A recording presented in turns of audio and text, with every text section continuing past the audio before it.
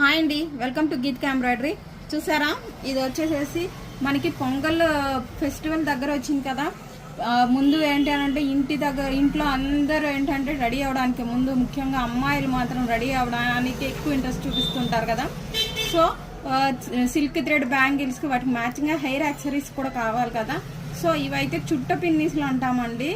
మన ఎప్పుడో పెద్దవాళ్ళు పెట్టుకుంటారు. ఇప్పుడు వచ్చేసేసి పిల్లలకి హెయిర్ యాక్సరీస్ కూడా వస్తుంది.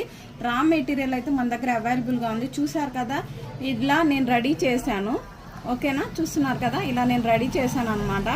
ఓకేనా, ఇది లాస్ట్ మీకు చూపిస్తున్నాను ఎలా రెడీ చేసాము అన్నది. మన దగ్గర రా మెటీరియల్ అయితే ఇలా వస్తుంది అనమాట. ఓకేనా, దానికి ఏం చేస్తున్నాను అంటే, ఇది ఇక్కడ ఓపెన్గా ఉంది కాబట్టి కాసు పెట్టుకుంటున్నాము. కాసు పైన ఉంది కదా, లక్ష్మీ కాసులు, అవి కట్ చేసి పైన కొంచెం కట్ చేసి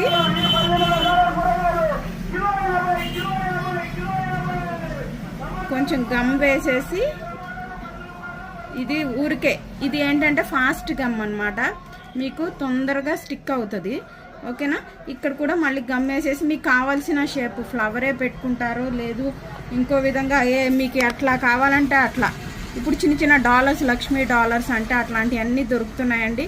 మీ టేస్ట్కి తగ్గట్లుగా మీరు వాటిని అరేంజ్ చేసుకోవచ్చు. నేనైతే చాలా సింపుల్గా అరేంజ్ చేశాను. ఓకేనా, చూస్తున్నారు కదా, జస్ట్ ఒక ఫ్లవర్ లాగానే నేను అరేంజ్ చేస్తున్నాను అనమాట. ఎక్కువ హెవీగా కూడా కాదు, జస్ట్ ఫ్లవర్ లాగానే. ఇంకా ఏంటి అని అంటే, ఈ గమ్ అనేది మన చేతికి అంటుకుంటూ ఉంటుంది. మనం చేతిని టచ్ చేయకుండా ఉండాలి అని అంటే, వీటికి ఏంటి అని అంటే గమ్కి పెన్సిల్స్ ఉంటాయండి. ఆ పెన్సిల్స్ కూడా మన దగ్గర అవైలబుల్గా ఉన్నాయి. నెక్స్ట్ వీడియోలో మీకు అది కూడా చూపిస్తాను.